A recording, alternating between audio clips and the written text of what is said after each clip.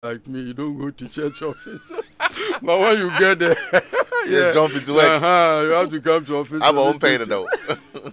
I'm on pay. I had never on pay. You get to so some of these things they come. We need to be very flexible. To be frank, flexibility is so important when you are changing, right? And I tell people that the body itself has a flexible intentions. Everything is flexible. Your hand and everything. So anybody that is not flexible, you have a challenge in wherever you find yourself. So flexibility. Phone lines are still open. 0302216541. Pick up that phone, give us a call. What's your personal experience at work in terms of psychological safety? Or you can also send us your message on 05511119997. So I like the keyword you talked about. You talk about flexibility and the fact that we should give room for people to move, both from the employer side and from the employee side.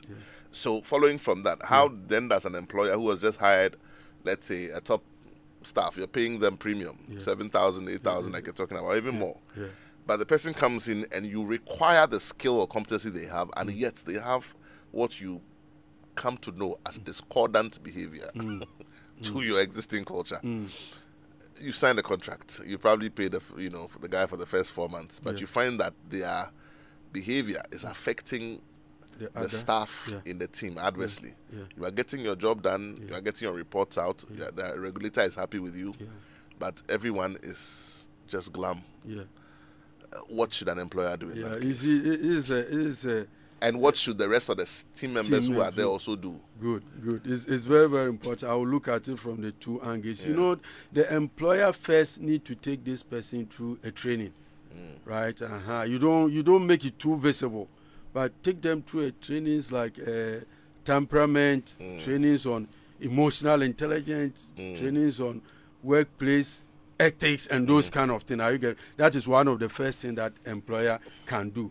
Secondly, you can have a way of engaging that person from time to time, because you are the boss. He's likely to be learning from you. Are you getting my point? I mean, if he's not learning directly from you, CEO and maybe a manager, or head of department, there's no way he will be happy disrespecting you.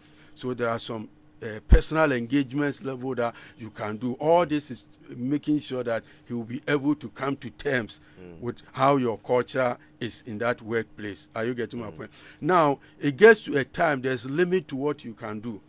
Are you getting my point? He may be very good, but if you tried all this, are you getting my point? And it's not working. It's up to you because you see, that person can be there. 2 or 3 of your other staffs can leave. Are you getting my point? So sum up of them is almost equal to him.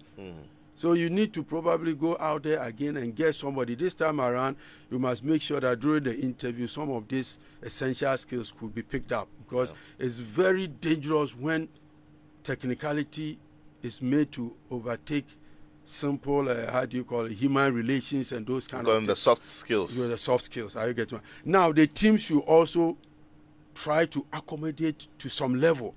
Are you getting my point? I'm very careful here, because if it's in the marriage, I could have just asked you to understand the person. It's not always that you can change the person, right? But in the workplace, we have targets, we have customers at stake, and so many things. But if it's in the marriage, I would say understand your husband. Your husband wants to eat 3 o'clock. You can't change him. He wants to eat 3. So try and get a job that will allow you for you to feed him 3 o'clock just to serve with God. That one is for better, for worse. But here, it's not for better, for worse. When it becomes too worse for the employer, he will be chased out. Are you getting my point? So there's the need for you also to be very careful, because you need to change. That is why emotional intelligence is so important. Your ability to understand your own emotions and that of others, so that you can live empathetically, functionally with other people. Are you getting? So training in that area will help, and then the team should also try and probably understand him to some level. But if the person still doesn't change, then probably we've hired a wrong person. And it's good that sometimes there are probations. Are you getting my point? Right. So if it's too much, you can change. But there are some people, it's difficult for them to change. Yeah, very, very difficult. Yeah. But you see, one of the areas that you can get this person to listen to you is that let the person know that the technical ability is an entry point to who you can become in any company. Are you getting me? Remember last time I told you that a research was done, 75% of world seasoned hiring managers and CEOs prefer to promote, somebody with higher EQ but low IQ. They prefer that one. Average IQ but high EQ, they prefer. Because at that point is the harmony you will be able to create, your ability to trigger the relevant emotions in people towards achieving the goal is more important than the technical. I've got a technical, even the CEOs, they don't do too much technical now. Are you getting our operation risk officers? Based. That is it. The risk officer is doing those things. Risk assessment, operations officer, the researchers. So at that level, you just look at one or two. He's looking for opportunity to meet that man, that giant, that investor in town. And those things are soft skills. The way you speak to the person, the way you pick up their calls.